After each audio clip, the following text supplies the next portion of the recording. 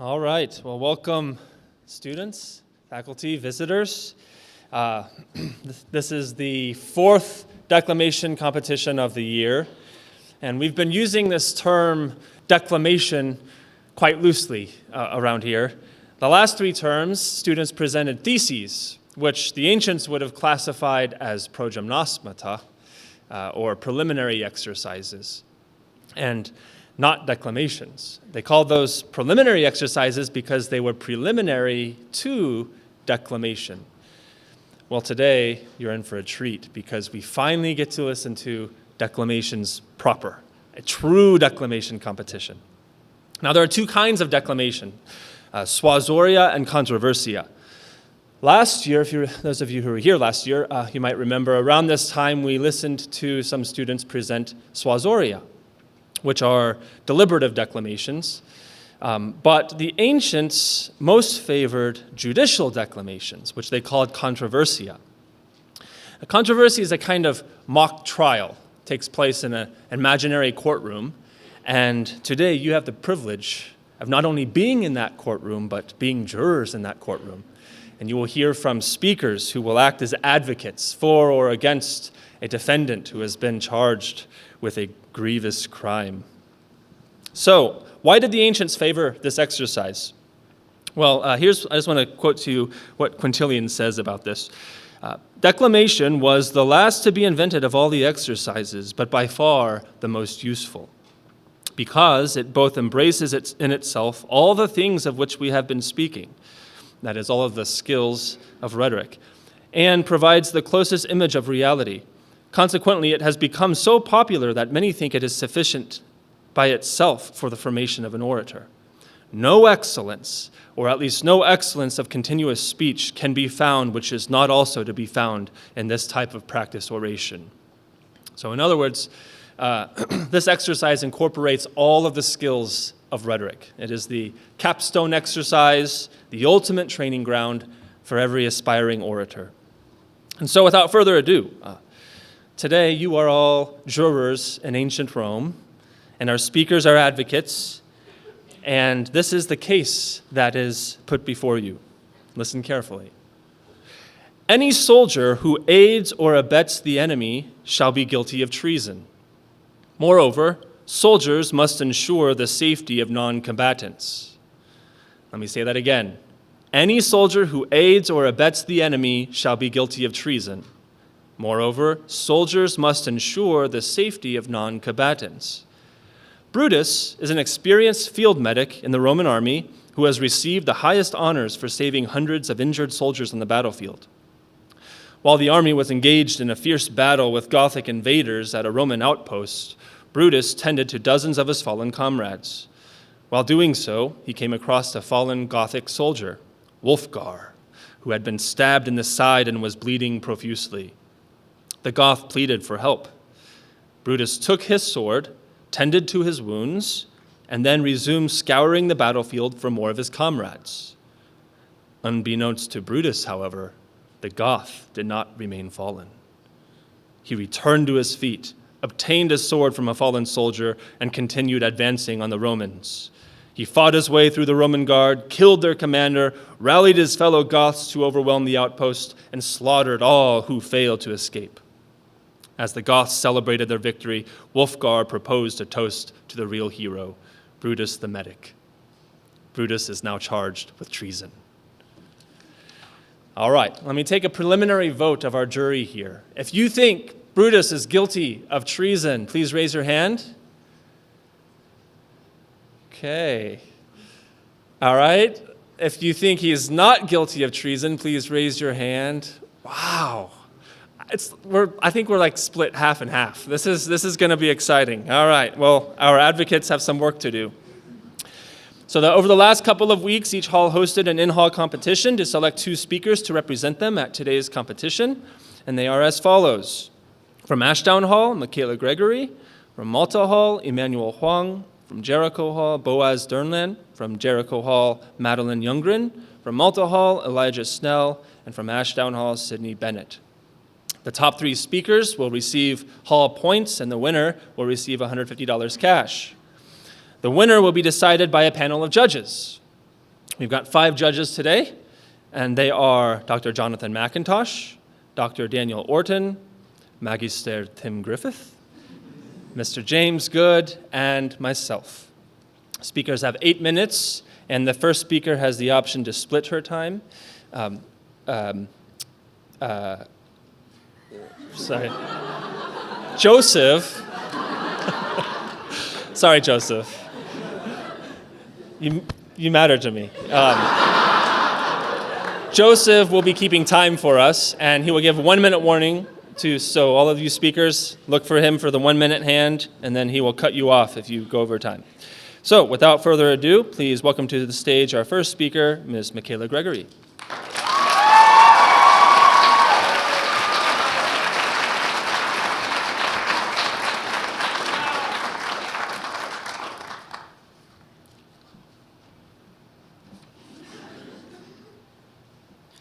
My fellow Romans, we know that if we give our enemy an inch, they shall conquer a mile.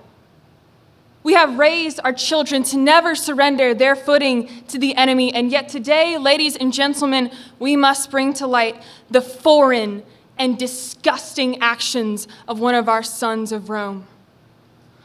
Brutus, whose job was to enable our soldiers to advance our culture, language, and greatness forward, and yet he took an inch away from that advancement. That day, the Goths, our enemy, attacked our outpost, placing us on the defense. The air filled with the sounds of metal, striking metal, of blade, shattering blade, and of men carving men. Imagine being among our fallen brothers, watching your friends, the men you grew up with, being tormented in front of you, watching the light drain from their eyes as the Goths spat in their face. And being wounded upon the battlefield, you feel the same life drain from you. So one last breath, you cry for help, only to be drowned out by the wailings of a dog. Wolfgar, a Goth, and our enemy. And you see Brutus trained by the Roman army to heal you, to help you and your comrades. You see him ignoring your cries, kneeling to the enemy. You see him kick away that Goth sword that was soaked with the blood of your friends, and he kicked it away as if it meant nothing.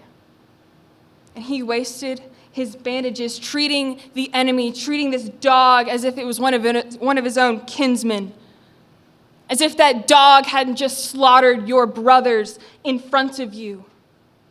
Slaughtered them and enjoyed it. And after Brutus tended to the enemy, that Gothic soldier arose and submerged another blade, soaked his clothes again in the blood of our children, leaving none alive. And who is given praise for the blood on Wolfgar's garments and blade? Brutus. Ladies and gentlemen, if you defang a snake, it does not cease to be a snake. And a defanged snake still holds poison. Down to its very bones, it was made to kill, steal, and destroy. Therefore, it is the duty of every Roman soldier to kill it, to destroy it by any means necessary, knowing that only moments before it had sunk its fangs into the flesh of your friends. What else is there to do? What else would you do? Are you going to coddle it? Are you going to coddle it as your comrades lay open before you, surrounding you, poison still dripping from their wounds? That snake, that evil, is what Brutus tended to. I reserve the rest of my time.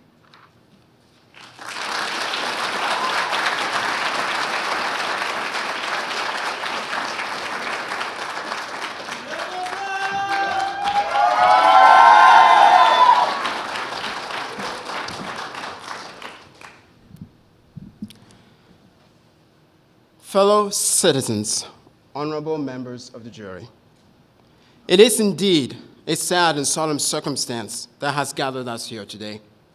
Each of us is in a state of great mourning. We have all lost loved ones, father, brother, beloved friends. And some of you might be wondering how I have the audacity to stand before you today and defend the very man we blame for these tragic outcomes. But I stand here before you today, not because I'm unaffected by grief, but because of the conviction that we are a court of law and reason, and not a house swayed easily by passions. Our legal system has the reputation of being a court that governs passions with reasons, even in the midst of a tragic emotional case. I urge you, therefore, to view this case through the lens fitting for such a court. Now, the opposing counsel, Ms. Gregory, came up and focused the case on the state of emotions. But ladies and gentlemen, this completely misses the substance of the case. Later on, the opposing counsel might come up and say that we should focus the case on the definition of combatant. But again, if they do that, this misses the substance of the case. The opposing counsel demands you to uphold a law that deals with action, and yet they completely neglect to discuss the verbs in that very law. The law says any soldier who aids or abets the enemy shall be guilty of treason.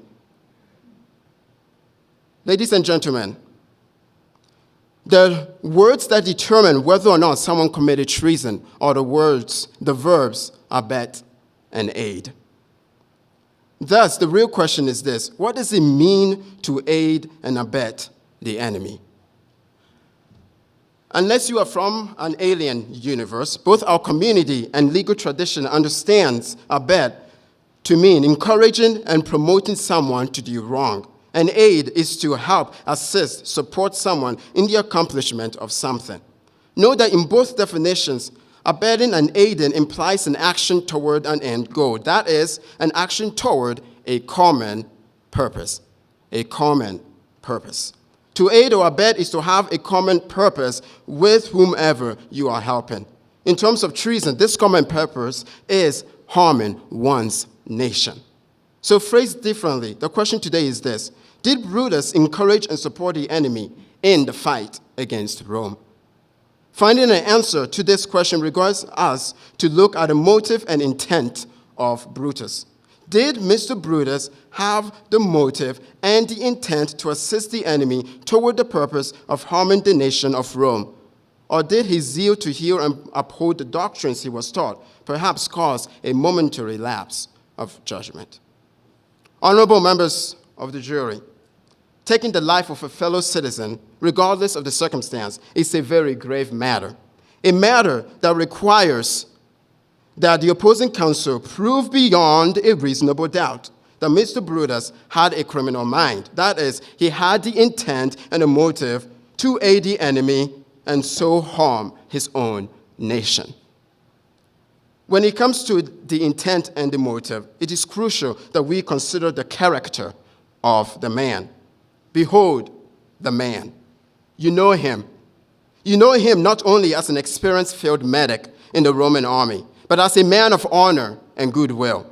You know him as a man who has received the highest honors for saving hundreds of injured soldiers on the battlefield. You know him as a man who has dedicated his life to serving Rome all these years by preserving life with his skills. Not only that, but as a man who promotes the rest to the rest of the world, that unlike a barbarous nation that extends no mercy and not even an act of human kindness to an enemy, Rome is a nation that extends mercy, sympathy, and human decency to a dying enemy. Behold the man before you. You've always known him as a beloved, upright, and loyal friend. Why then would you know him any different now? What part of reason will make you think that a man of his character would suddenly have a motive to harm the very soldiers he was saving?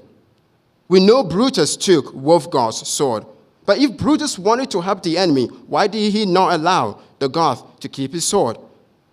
The facts state that Brutus tended to dozens of his fallen comrades, and after he helped the Gothic, Brutus resumed scouring the battlefields for more of his comrades.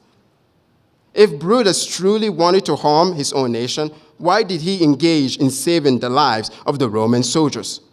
In the midst of a battle, any medic who has the intent and motive to betray his nation would have allowed the wounded Roman soldiers to die from their wounds.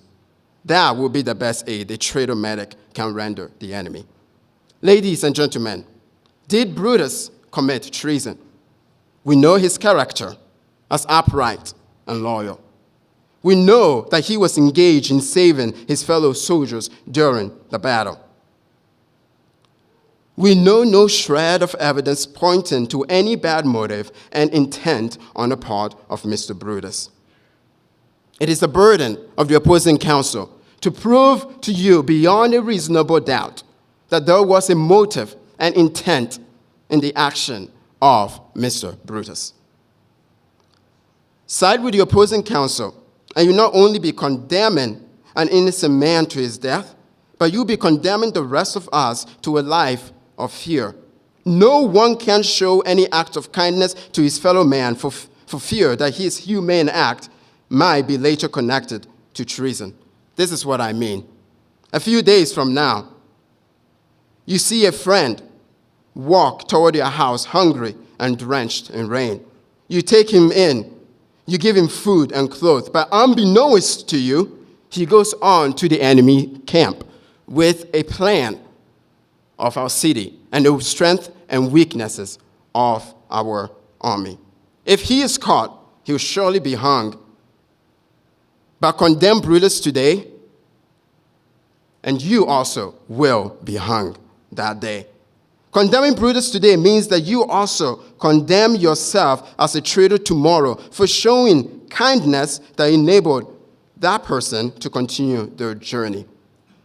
Now, if you think this is preposterous, then do not condemn Brutus as a traitor. When it comes to a matter of law, we have to look at the intent of the actor. The reputation of this court is in your hand. The reputation of what our law means is in your hand. Will you kill it, or will you liberate it? Thanks for your time.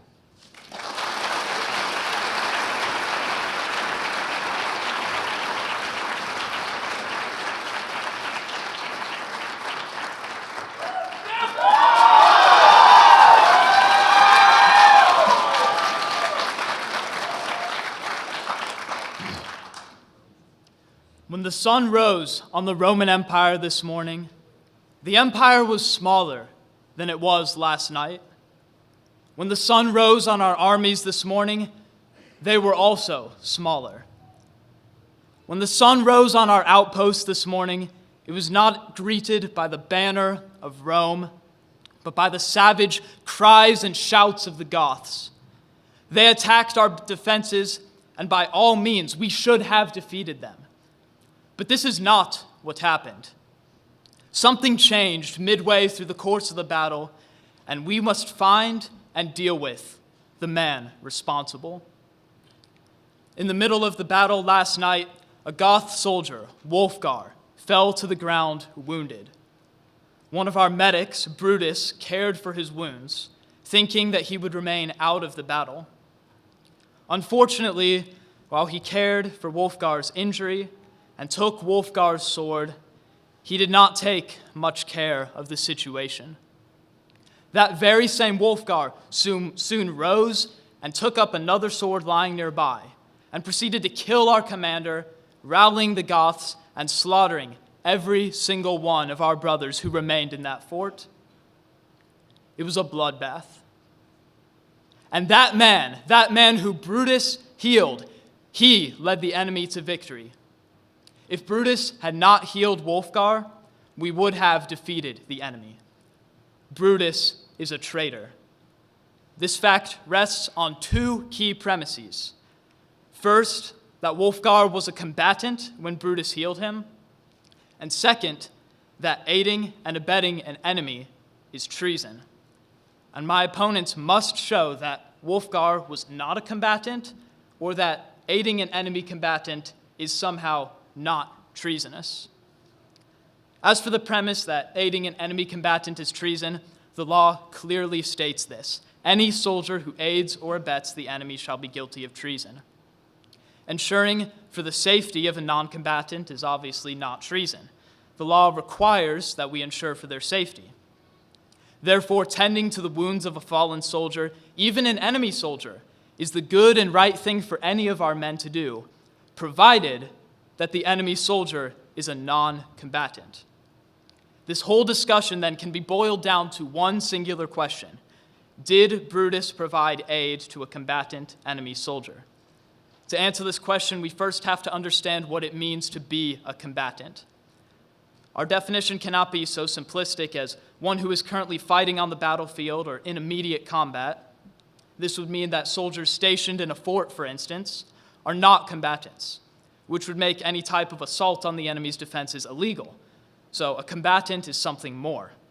A combatant is one who has the ability to fulfill his duty, which is to fight with the intention to win.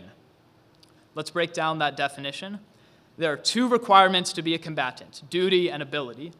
Combatants have that duty in order to be legitimate combatants. They must have that duty. Women and children, for instance, do not have this duty, and so the safety of women and children on both sides is a legitimate question. So they are not soldiers. Now, some soldiers have this duty, but cannot fulfill it. Mortally wounded soldiers, for instance. Does Wulfgar fall into this category? No, because he did fulfill his duty. He won the battle. This made him a legitimate combatant, even when he was lying wounded on the ground. All the potential was still there. But how was Brutus to know that Wulfgar had this ability? If Wulfgar looked like he would be permanently out of the battle, can we fault Brutus for caring for him as if he were a non-combatant? Eman, you said, Brutus might not have known.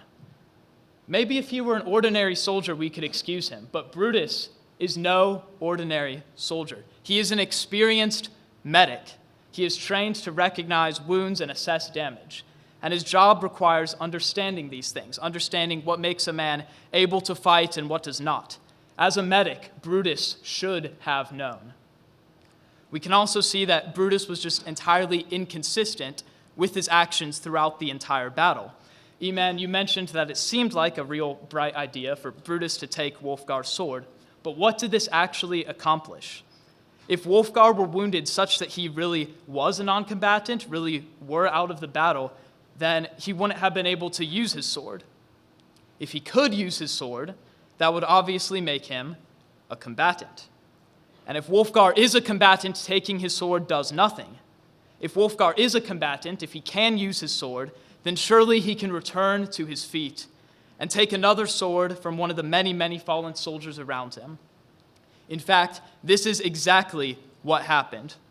Wulfgar won the battle for the Goths, and you cannot seriously say that a non-combatant was able to do this.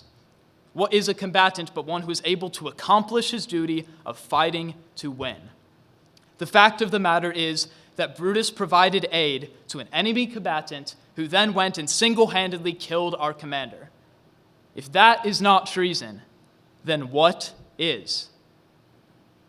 Maybe even after hearing all this, you're still skeptical about Wulfgar really being a combatant. But even if you disagree with everything I just said, Brutus is still a traitor. As a matter of fact, he's more of a traitor. Why? Let's say Wulfgar really was a non-combatant. Well, guess what? Brutus just created a combatant for the enemy, and this is even more treacherous. My opponents should want me to be right about Wulfgar being a combatant. But regardless, the treachery remains whether he aided a combatant or not. His treason, like a noose around his neck, tightens with every attempt to squirm loose, and it cannot be escaped. There's no possible way to construe the facts of this case or bend them in such a way as to acquit Brutus. A plea for mercy, perhaps? There was no mercy given to his fellow soldiers. Whether he intended to or not, Brutus did commit treason. Eman, you said to begin your speech that we're a court of law, and this will depend on the facts of what happened and not on any feeling, especially not on any feeling Brutus had, good as it might be. But what if he did just make a mistake, you say? Or maybe he was just mistaken about Wulfgar being permanently out of the battle. What about his goodwill? Yes, he was mistaken. Yes, he did make a mistake. But this mistake cost the lives of hundreds of men. And in the Roman army, there cannot be and is no room for mistakes of such gravity. The blood of our fallen brothers crying out for justice from the battlefield testifies to this fact. We cannot be a house divided, our soldiers dealing death blows with one hand and healing the same blow with the other. No, we must speak with one voice, the voice of justice. Thank you.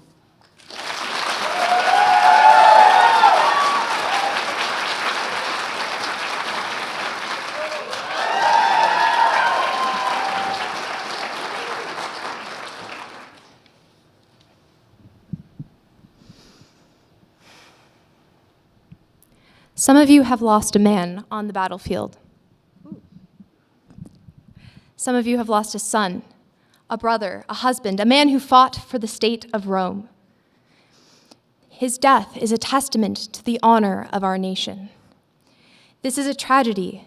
Yes, a tragedy, and as Emmanuel said, today we cannot let our grief cloud our judgment as we decide whether or not to take the life of another Roman soldier who has fought to protect our nation.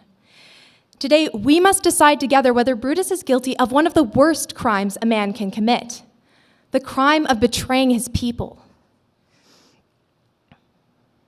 The law states that every soldier who aids or abets an enemy is a traitor to the state of Rome, and yet it further states that every soldier must protect the lives of non-combatants.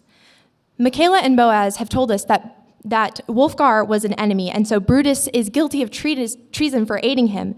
But they have forgotten both the critical state that Wulfgar was in and the duty of a soldier to protect non-combatants. When Wulfgar was bleeding out on the ground, unable to lift his sword, he was no longer a combatant, or he was no longer an enemy, and so it was Brutus's duty to aid him. On the eve of our defeat, Brutus tended to 37 of our wounded men.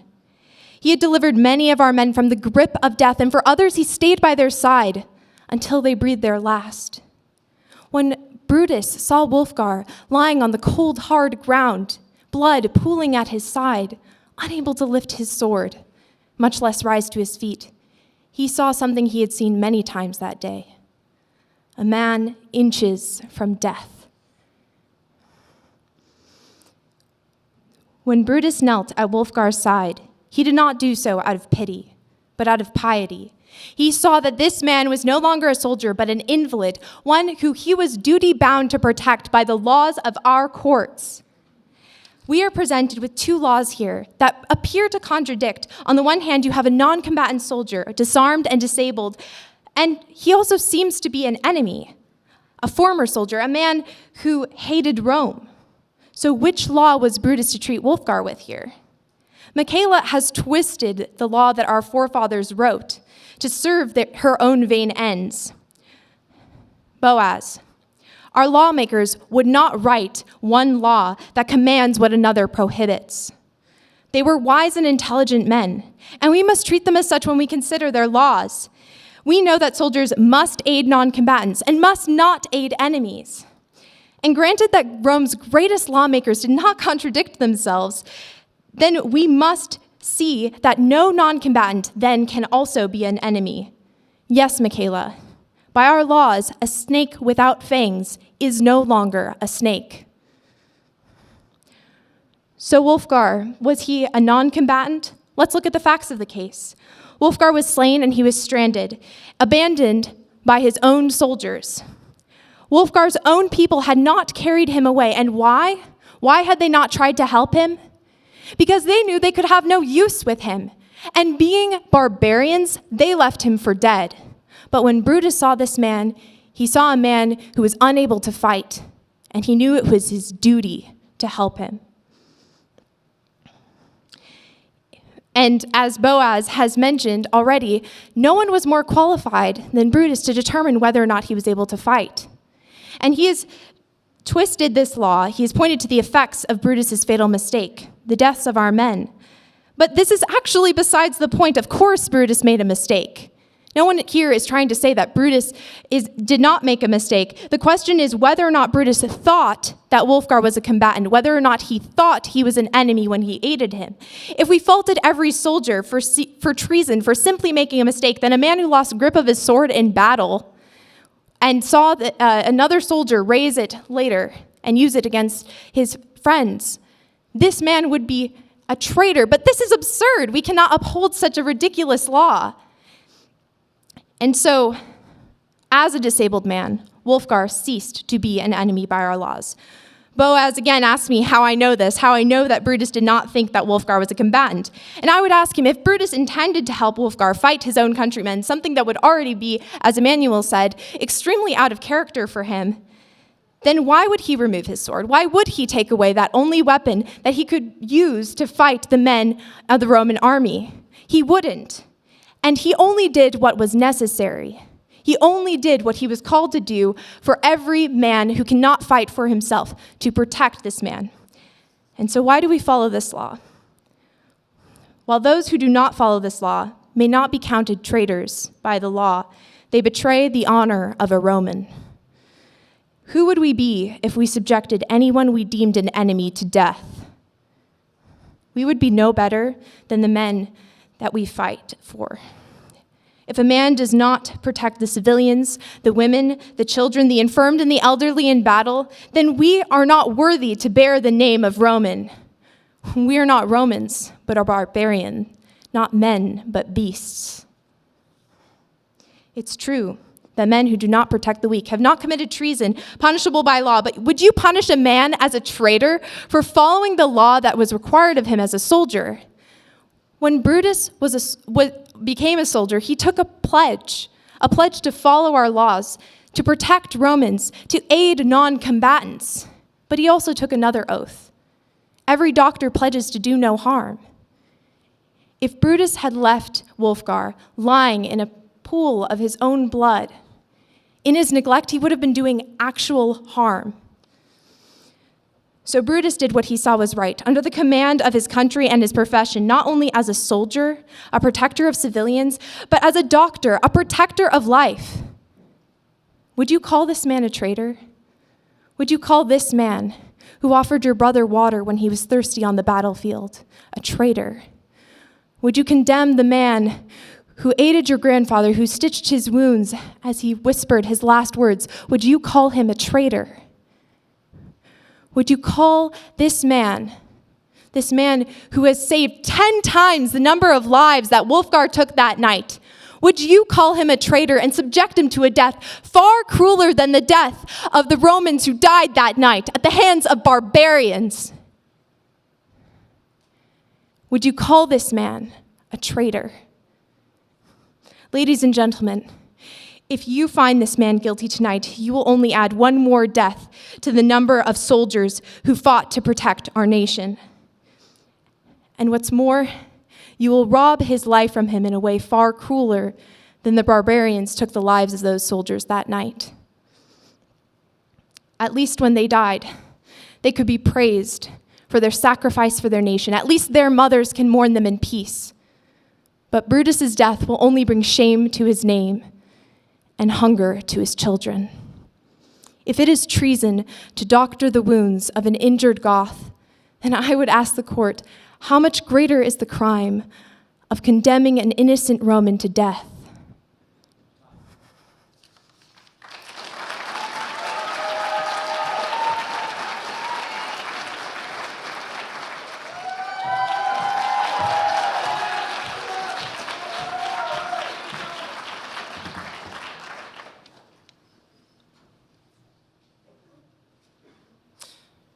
I'd like to tell you a story. A long time ago, the Greeks were locked in combat with invaders from the east. The fighting raged on, and a young Greek soldier named Prototes came across his king fighting a colossal barbarian. He observed from afar until his king knocked the giant sword right out of his hand. The king began to close in, and Prototes decided that he had to act. He saw the giant was defenseless. He saw fear in his eyes, and he didn't think it was right for a defenseless man to die. Prototace picked up the giant's weapon and threw it back at him. The king's mortal enemy grabbed it with a grin on his face, and right as the noble king was about to finish him, he was stabbed through the gut with that sword. Prototace betrayed his king. Brutus made exactly the same mistake. He handed the sword right back to the Goths. 5,257 men. That's how many lie in the ground. That's how many men will never see their families again. That's how many will never see their children. Brutus made a terrible mistake. He committed the sin of empathy, and his brothers paid in blood. Brutus was an experienced medic. When he saw Wulfgar bleeding from his side, he had to have known what he was doing. Gut wounds might be painful, but they don't kill very quickly. Brutus healed him, and he healed him so well that Wulfgar went on to rally the Goths and lead them to victory with his own sword as the tip of the spear. He and those he led killed 5,257 men. He made no distinction between combatant and non-combatant. Among the dead are 51 stable hands from nearby villages. We are Romans. We are civilized. We can make distinctions between combatants and non-combatants. The law is very clear.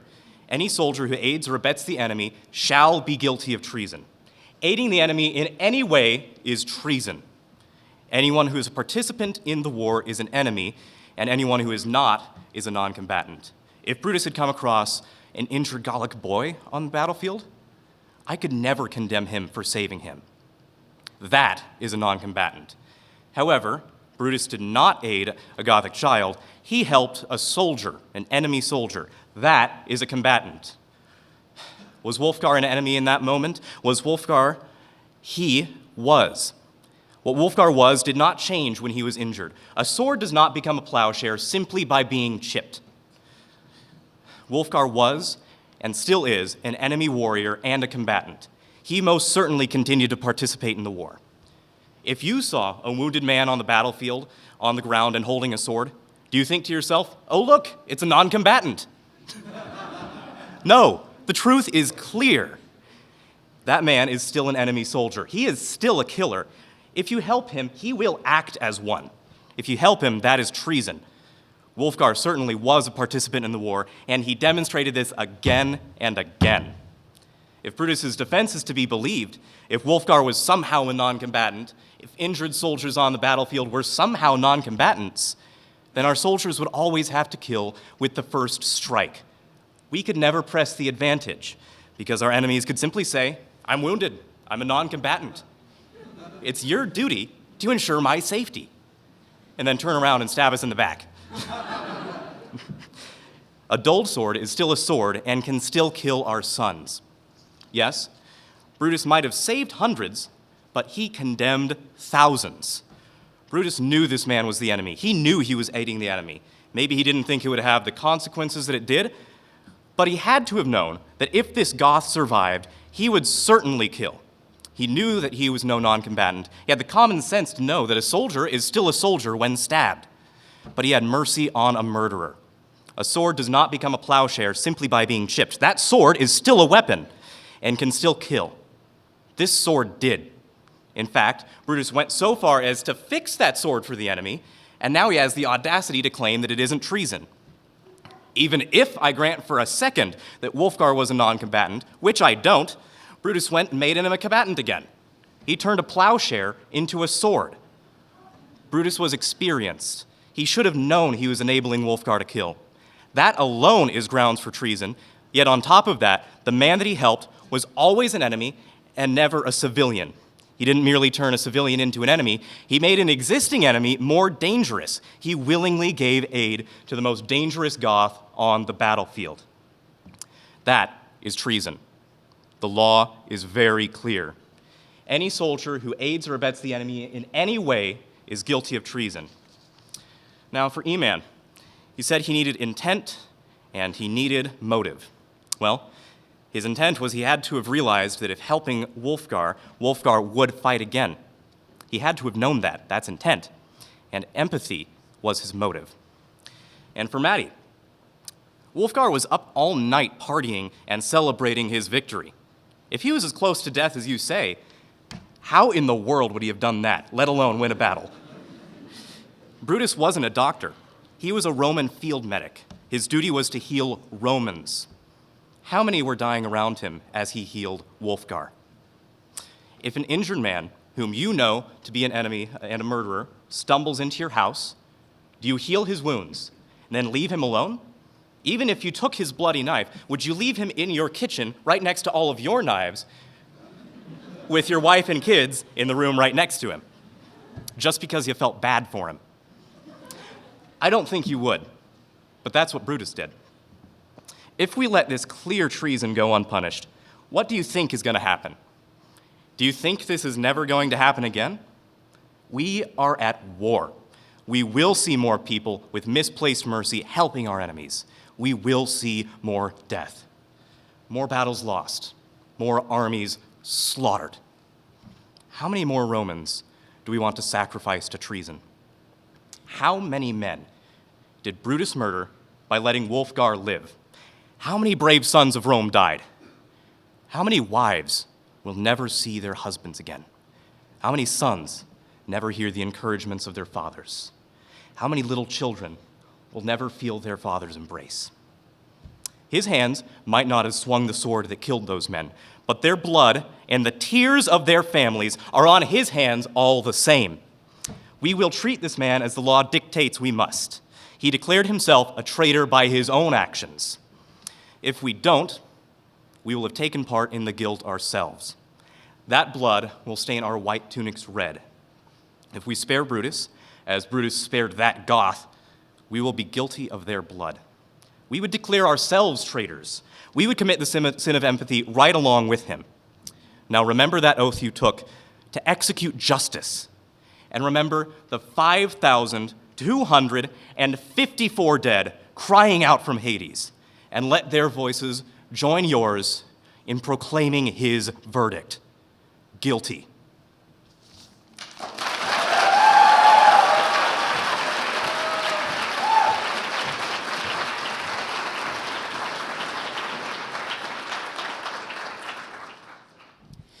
Not very long ago, you all heard of the arrest, trial, and execution of the Christian Polycarp.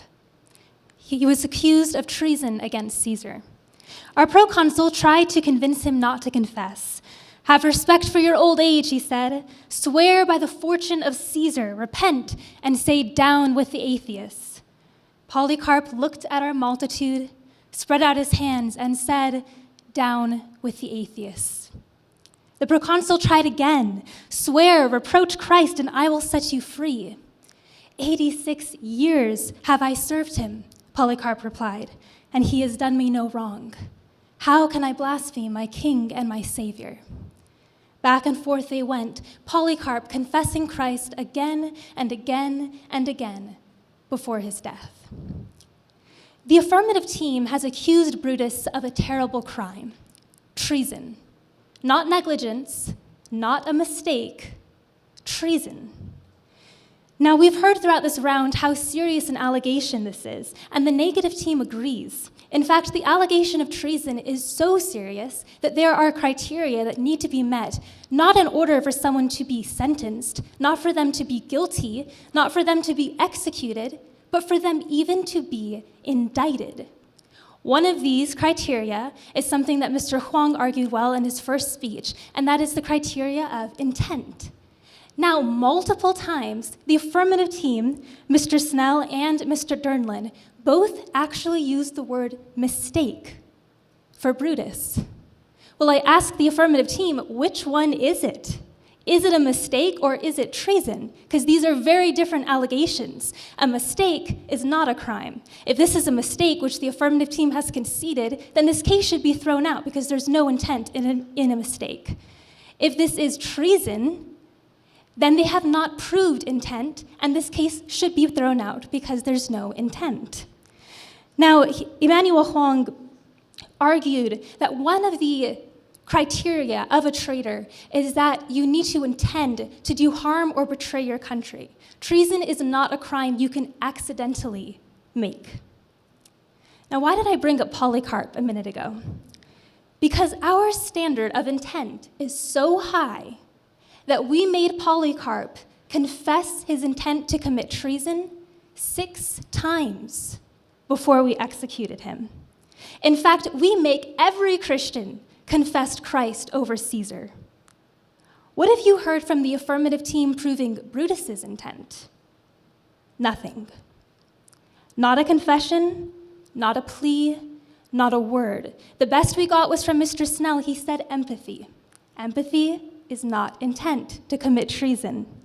All they have is a Roman enemy who raised a toast and a taunt.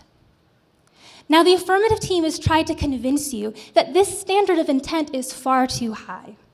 To that I say, of course, the standard is high. This is a man's life.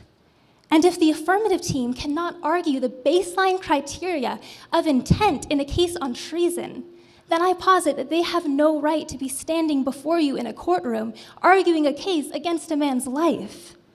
And if you still think the standard is too high, let me ask you, would you want the standard to be any lower if it was your life on the line? Judges, jury, listen. This is something the affirmative team has failed to prove in every speech. If Brutus did not intend to commit treason, he did not commit treason. Now, from the affirmative team, we've heard lots of emotional arguments, and I understand this is an emotional case. In fact, my husband is a combat medic. That's actually the reason he's not here today. He's at a military drill. He was deployed overseas for 11 out of the first 14 months of our marriage. 1 month before he was scheduled to come home, his deployment was extended indefinitely due to the outbreak of a war.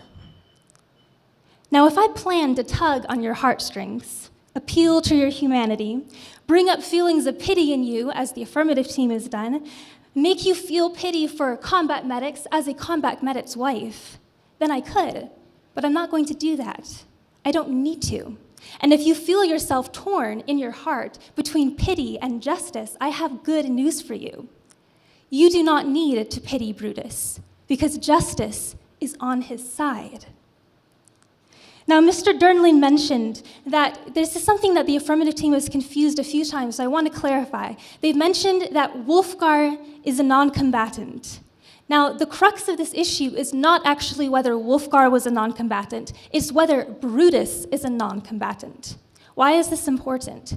Because Brutus is a medic, and medics have to adhere to a principle called medical neutrality. That means that by definition, they are neutral. They cannot be considered combatants. Now, there are very important reasons for this. Medical neutrality means that just as justice demands that you be blind today, medicine also demands that you be blind. Just recently, the Greek physician Scribonius Largus spoke on this as we interacted with Hippocrates and the Greek, with Hippocrates in our empire. Scribonius said, "Medicine truly promises her assistance in equal measure to all who seek her aid, and she swears never to injure anyone deliberately, for she judges men neither by their fortune nor their character." A medic, a surgeon, a doctor must treat everyone equally, regardless of their political affiliation, their nationality, or their personal beliefs. They must be able to do this without fear of risk or liability. Sentencing one of our own medics for honoring medical neutrality not only violates justice in the case of Brutus, but violates one of the pillars of medicine for every single medic on whom our soldiers depend. War is a dangerous thing that we as Romans take great pride in. We've all learned from one of our great leaders, General Schlecht, that there is no single tether on which the battle or a war hangs. Rather, thousands of human and divine wills, skills, passions, decisions, courage, mistakes, and fate decide the outcome of a war. As the great Thucydides said, the longer a war lasts, the more things depend on accidents. That is why historically, when a battle goes south, it is the leader of our men who takes responsibility for it. Has our noble army fallen so low that for the sake of convenience, we now strive to pin the entire outcome of this war on a lowly medic?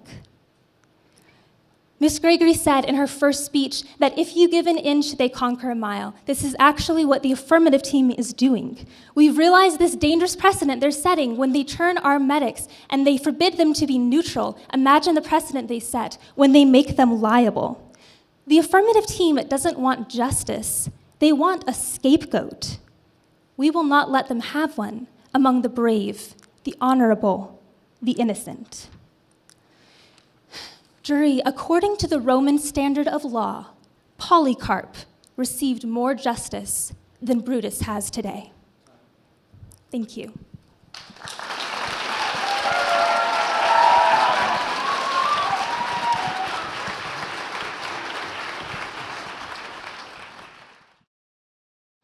Now, I am not a prophetess, but I believe that the Geneva Convention has not happened yet. And Brutus, being a field medic, he is still categorized as a soldier, and our soldiers are anything but neutral. But I want to ask each of you, can you commit a crime unknowingly, maybe mistakenly? Can you commit treason without knowing it? I'm sorry, I feel that I am wasting my breath as well as your time. I will briefly state that negligence is no excuse for any of our men, and it is certainly no excuse for any of our soldiers engaged on the battlefield. Furthermore, I see no reason as to why I must prove that Brutus's intentions were bad, nor do I see any reason why my opponents must prove that Brutus's intentions were good, because his intentions have nothing to do with the relevance. His intentions are not relevant to the outcome of his actions. And let me remind you of the outcome of his actions. Our people perished under the sword of an enemy that was assisted by one of our own. But I love that Boaz touched on this. How could he have known that Wulfgar would rise to conquer? Were the signs really not clear enough? The Roman blood splattered across his armor, his blood-soaked sword stained with the blood of our friends? Even the wound itself, a wound that must have been inflicted by a Roman soldier who was defending for his life, for his homeland. And yet Brutus didn't even think twice about restoring that Gothic soldier back to health. And speaking of Wulfgar's wound, that wound does not make him a non-combatant. He was still very much a participant in an ongoing battle. Wounded soldiers are no less active soldiers than healthy ones. And just because you are currently not slicing the throat of your enemy does not make you a non-combatant. But what about the sword? The sword was taken away. Therefore, Wulfgar was not a soldier. I had no idea that it's a sword that makes a soldier. But let's pretend for just a second that Wulfgar was considered a non-combatant, although he was clearly a combatant. So what? Brutus's job was to make combatants, to assist his friends, to assist his non-combatant friends, to bring them into a state of being where they could again advance, where they could again participate in combat. Wulfgar was the enemy. Brutus made a non-combatant enemy soldier into a combatant enemy soldier so that that enemy could advance their culture, their language, and their greatness forward. If this is not the very definition of treason, I do not know what is. Now, citizens of Rome, the decision lies with each of you. What will you do? Brutus has made his choice. He chose to condemn his legion. He gave the enemy one of their soldiers who didn't just conquer a mile, but the lives of our parents, our siblings, our children.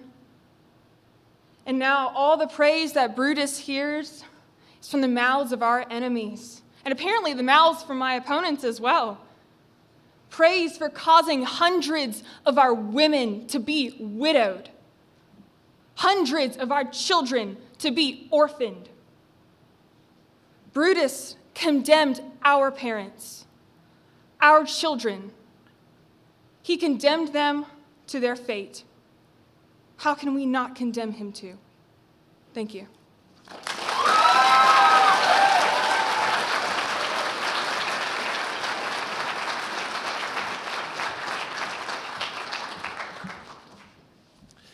Thank you, speakers, for those riveting speeches. Brutus's life hangs in the balance.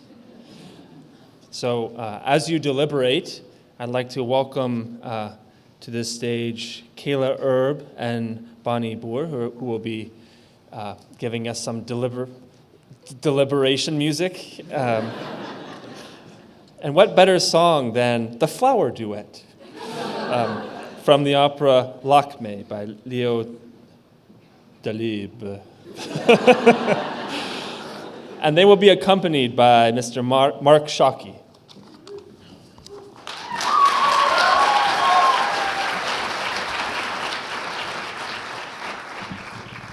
While they're setting up, I wanted to give you some, background on what we're singing. The Flower Duet is from an opera called Lakme, and directly before, my father is a priest, and Bonnie is my maidservant, and there have been some neighboring warring invaders, and that's put the life of my father, the priest, in danger. And so my maidservant is trying to comfort me about the life of my father by reminding me that the swans and the flowers and the river is very beautiful. So enjoy.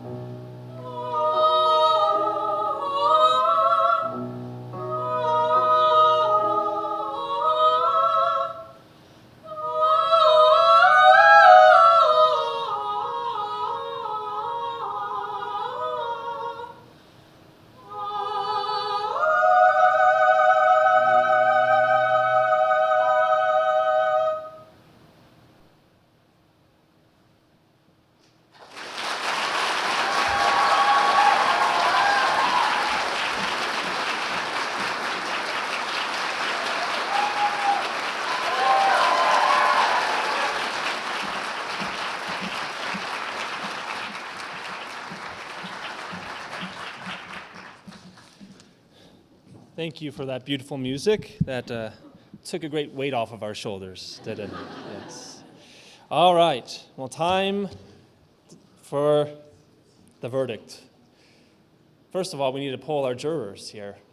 If you think Brutus should be condemned for treason, please raise your hand. Ooh, I think we might have more. If you think he should not be condemned, please raise your hand. All right. So here's what we'll do. If you originally thought Brutus should be condemned, and now you think he shouldn't be condemned, raise your hand. So if you changed your mind, okay. If you originally thought he should not be condemned, and now you think he should be condemned, please raise your hand. Oh, my word. I think we have to call it, as far as which side was most persuasive, I think we have to call it a tie if we're just judging it based off of who changed the most minds. If we are judging it based off of just who had the most hands, I think Brutus is condemned, unfortunately. But that's not really what we care about, is it? The judges have spoken, and so third place. Drum roll, please. From Malta Hall, Emmanuel Huang.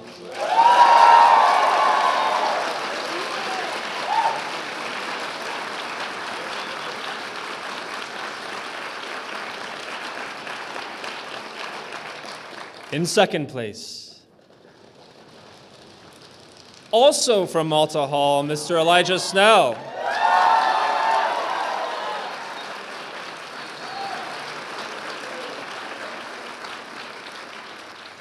And the grand champion, the winner, the $150. Congratulations from Ashdown Hall, Ms. Sydney Bennett.